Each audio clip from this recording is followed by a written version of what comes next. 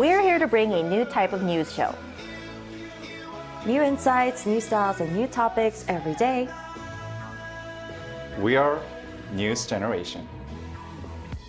Bringing news just for you. It's Friday, May 31st here in Seoul. I'm Song Yujin, and this is News Generation. Joining us today is Choi Ji-hee. Happy last day of May. Happy last day of May and happy Friday. And Im Sang-yeon. Thanks for having me. Lovely to have you. Now, both are here to speak on behalf of those in their 20s and 30s. Now, as usual, we're going to start with our news feed, which covers different hashtags and news items that have been trending online over the past 24 hours. We start this morning in Spain, where holidaymakers are being warned about the government tightening its crackdown on public drinking and party boats in the Balearic Islands to curb uncivil behavior by tourists. 2 weeks ago, the Spanish government announced fines of 500 to 1,500 euros, approximately 540 to 1,615 US dollars for anyone caught drinking outside authorized areas. Party boats that sell alcohol will be banned from coming closer than 1 nautical mile, around 1.8 kilometers from designated areas as well. These new rules will take effect over the next couple of months. Now, moving on back here in Korea, more university freshmen will have the opportunity to explore different subjects before making a decision in what to major in. According to the Education Ministry, 73 universities across the country will admit a total of 37,935 students as undeclared majors for the 2025 academic year. This accounts for 28.6% of the total enrollment quota, up by more than 28,000 students from the previous year. Undeclared students decide on their field of study during their sophomore year. Moving on, a new report by Deloitte, one of the 4 Big Four auditing firms in the world, shows that millennials and Gen Z are most concerned about the cost of living. That's according to Deloitte's 2024 Gen Z and Millennial Survey, which surveyed over 22,000 young people from 44 countries. Their second and third biggest concerns were job loss and climate change. Now, this younger generation also shared a pessimistic outlook for the overall economy and also their financial status for the coming year. So here in the studio, we're all part of millennials and Gen Z, this young generation. So I want to ask you guys first, Han-young, do you agree with these results? Are these areas something that you're also concerned about the most? Well, I couldn't agree more. So as a millennial myself, I'm also worried about the rising house prices these days, as well as the market Everything price. is getting expensive. Yeah, really. So when I think about during the COVID-19, when we are all in the lockdowns, I usually ate my meals outside or I did delivery services. But starting from last year, it seems that the market price has soared, skyrocketing all the way up to the peak. It was really burdensome for me to actually eat outside or make takeouts, as well as the coffee prices also increasing every year. So for now, however, my current concern is about my career because I work as a freelancer these days. I'm not broke yet, don't worry. So I'm not broke yet, but I think this feeling of instability always lingers in my heart, and I think she can also relate to my concerns. So because anything could literally happen that could put a break to my career. So many people say that our generation is the era facing the era of uncertainty. So I think we just have to learn the way to cope with these uncertainties as we live through. Right, because these skyrocketing prices and job instability seems to stay here for a while. So definitely that seems to be a good mindset. Now, also to you, Ji-hee, do you also resonate with these reasons or causes? Definitely. As a millennial myself, and like Sang-yeok said, I'm also a freelancer. I share similar concerns, especially regarding the cost of living, job loss, and even climate change. Now, the cost of living concerns include, of course, like Sang-yeok mentioned, housing and general living expenses, which are ultimately linked to job security and financial stability as well. So as a freelancer, I'm somewhat satisfied with my current status. However, I still have deep concerns and anxiety about maintaining my financial well-being. And I worry about how the gig economy dynamics and global economic shifts may impact my career going forward. And I'm also aware of the environmental issues and the impact of climate change as well, because we're seeing a lot of extreme weather events. And also those turbulence experienced by airplanes a few weeks ago too. Right. That's also because of climate change. Now, this is also impacting my lifestyle as well. Although I'm not like a strong environmentalist, I do have concerns and I'm aware of it. So I try to change some of my lifestyle like habits and behaviors to make sure that I'm not contributing to climate change, although I inevitably am. Well, you guys made some really good points, so this just popped into my mind. Maybe we should talk about this like as one of the topics on NewsGen in the near future. So please stay tuned, our viewers. And that was our news feed for this Friday. So now we're going to move on to our main discussion for the day. As Ji mentioned, today is the last day of May, and here on NewsGen, we've covered many topics related to special days in Korea or around the world, and today is no different. Now, are you curious about what day it is today? To check out, let's take a look at the screen. May 31st is World No Tobacco Day, an annual event created by the World Health Organization to raise awareness about the impact of smoking on our health, such as the increased risk of cancer, strokes, heart attacks, and lung disease. Initially, April 7th was designated as World No Smoking Day, but later in 1988, it was changed so that May 31st became World No Tobacco Day. Right, as you just saw, today is World No Tobacco Day, a day to raise awareness of the risks, health risks, possible health risks that could be caused by smoking. So we're also going to talk about this today on NewsGen as well. So starting off, as we are talking about concerns related to millennials and Gen Z, Sang, I want to ask you, what do millennials and Gen Z typically think about smoking? Okay, so first of all, there was a recent YouTube video that went viral. I also saw this video, and it portrays the scenes of in the 90s, and I was really terrified by the people smoking literally everywhere, like in office, bus, and also airplanes too. Yeah, so as I was scrolling down the comment section, I was able to see that other MZ were also horrified just like me. But as we turn into the 21st century, more and more people became aware of one's health, and also the Korean government is implementing various anti-smoking policies to help people cope with smoking addicts. Now, there are also MZers who are heavy smokers, but they at least have this mindset that they should one day quit smoking, and they also try to stick to the smoking manners as well. Right, so it seems like definitely this anti-smoking sentiment is growing bigger, especially among millennials and Gen Zs here in Korea.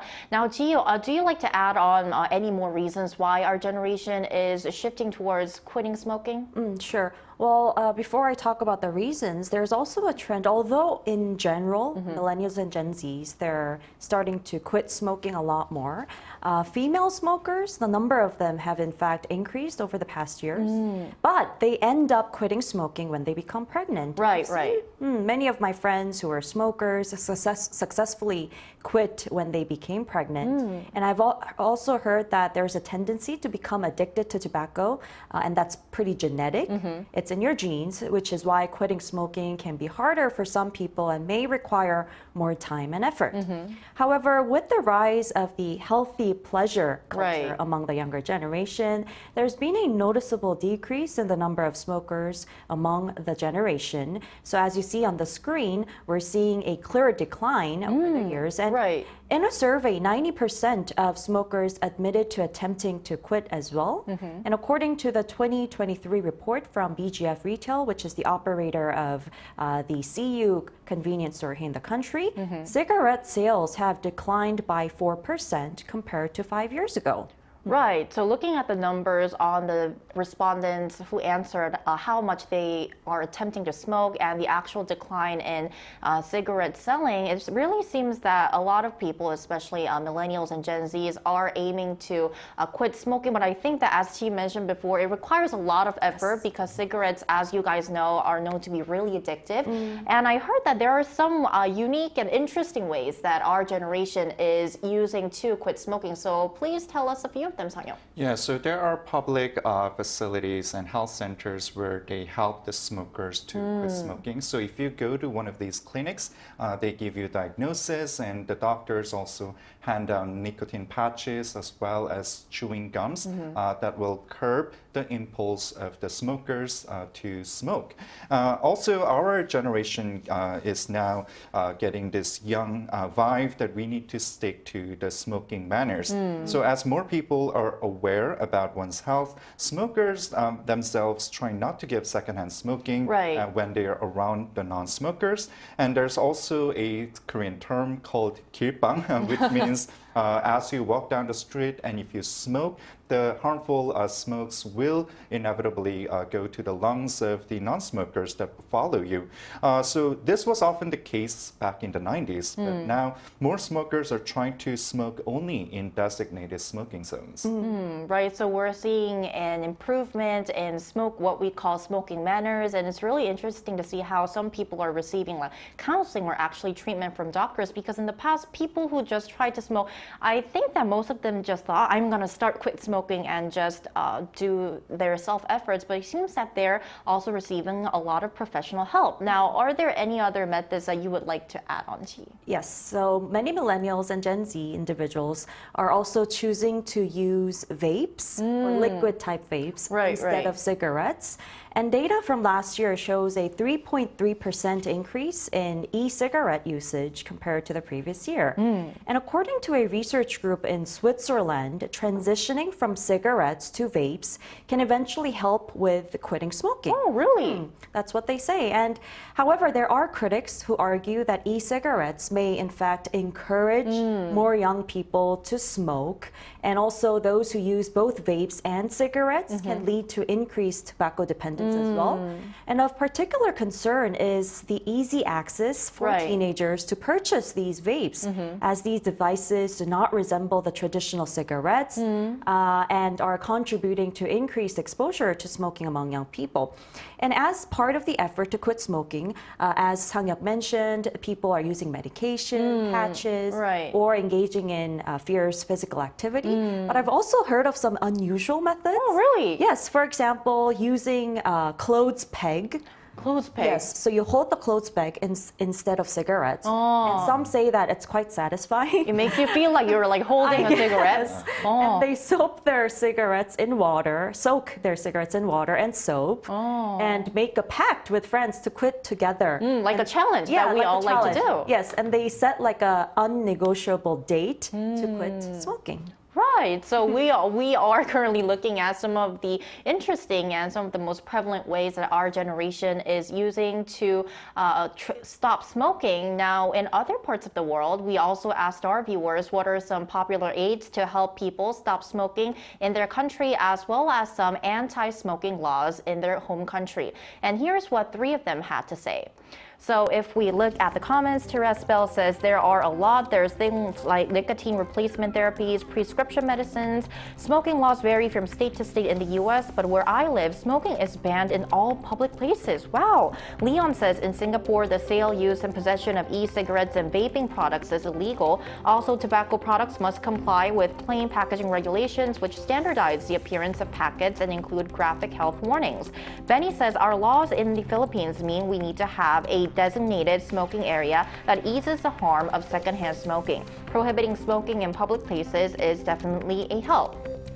So by looking at the comments, we looked at the various anti-smoking policies in other parts of the world. Now, to further expand on this, for our viewers who are not really familiar with Korea's tobacco policy, could you please walk us through Korea's policy, Sang-hyuk? The Korean law designates anywhere within 30 meters of schools, kindergartens, and nurseries as a non-smoking zone. And also, starting from 2020, the smoking rate of minors has increased severely, so the government is taking special actions to block teenagers from smoking at an early age. So in light of this effort, there are special classes being held in schools to prevent teenagers from smoking. And we can also see TV advertisements as well as online campaigns to block teenagers from smoking.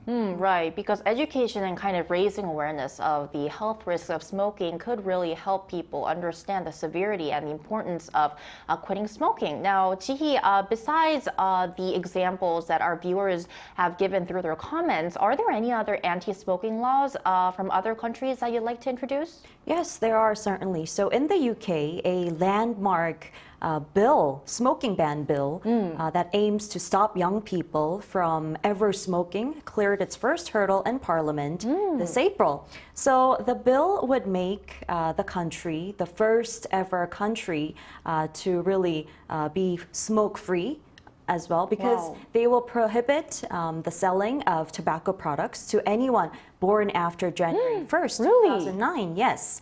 So Britain now has some of the toughest anti-smoking measures in the world. It seems like it. It seems like it, yeah. And if it's passed for sure, then it will definitely create that first smoke-free generation. Right, right. And also in April, the northern city of Turin in Italy banned outdoor smoking, so they can't smoke unless people around them are 5 meters away. 5 meters Yes, away. and if they violate this regulation, they'll be fined up to 100 euros, which is about 106 US dollars. Quite a lot. That's quite a lot. And also in Mexico, they have some of the toughest anti-smoking laws as well. And it was enforced at the start of last year. And it was actually expanded from the existing 2008 law that was regarding smoking as well. So they prohibit the use of any smoking-related products, vapes, e-cigarettes from basically almost all public places. Really? So the only place you can smoke is your private homes. Wow. And they can't even place any cigarette or tobacco-related products on show in stores. Well, looking at these examples really show that not only individuals are working to stop smoking, but it's really becoming like a more team effort. The governments are also jumping into this trend of quitting smoking. Now, to explore more on this stop smoking trend, not only among our generation, but in general, we're going to invite an expert to join our discussion. We'll be right back, so stay tuned.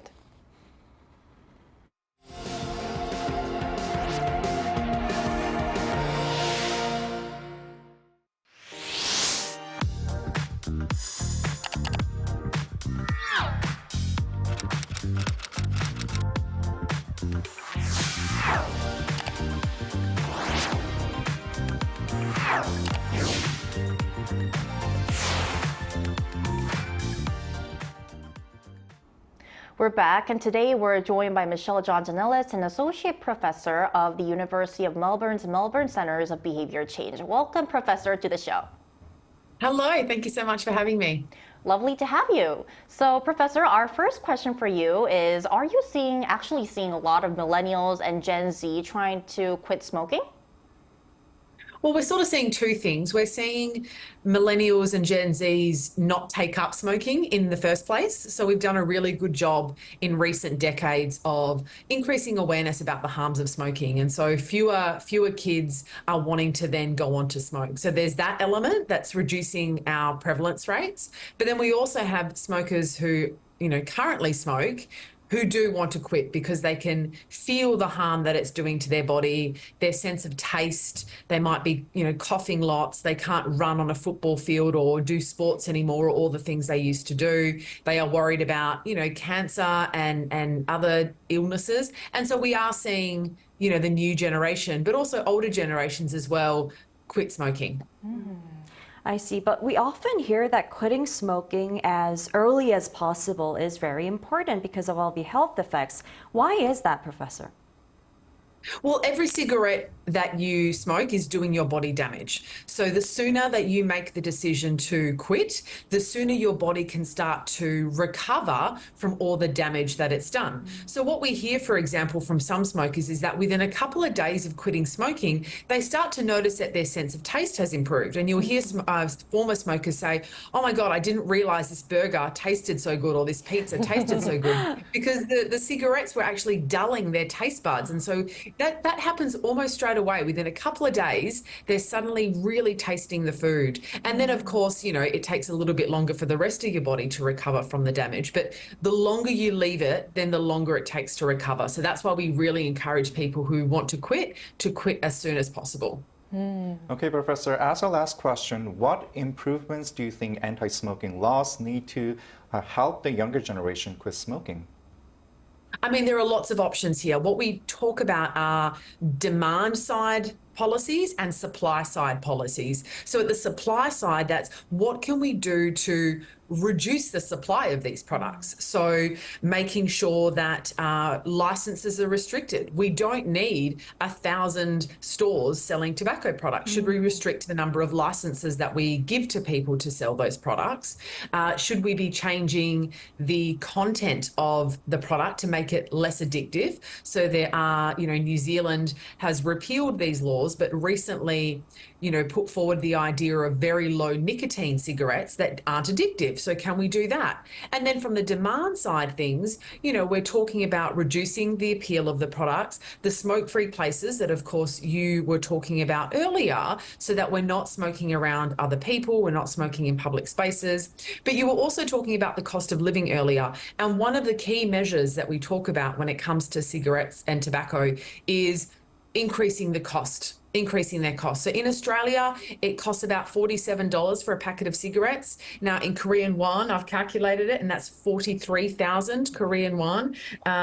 So that's quite an expensive thing, especially if you're struggling with cost of living. So we find that increasing the cost of tobacco has also helped.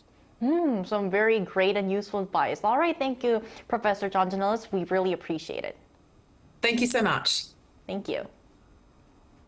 Right, so the expert that we just connected to gave really useful advice, both on the demand and supply side, on how we could head towards a society of quitting smoking. So before we wrap up our discussion today, I want to ask you guys, do you guys have any recommendations or tips on quitting smoking for those who want to? Well, I think our professor has pretty much said everything that are very effective. And I just want to add on to that. This recent research paper said it's by the Korean Society for Research on Nicotine and Tobacco. And if we raise the price of cigarettes by 8,000 won or 10% annually, this could potentially lead to a 25% decrease in the number of adult male smokers by 2030. So I think we should refer to a lot of these study results and also make it less appealing, like our professor said, by adding more warning signs and images onto these packagings as well. Right, definitely. These seem really effective. Now, what are your thoughts on this, Hang-yeong? I think the most effective way is to follow the logic of economy. It's raising the price of tobaccos. And also Professor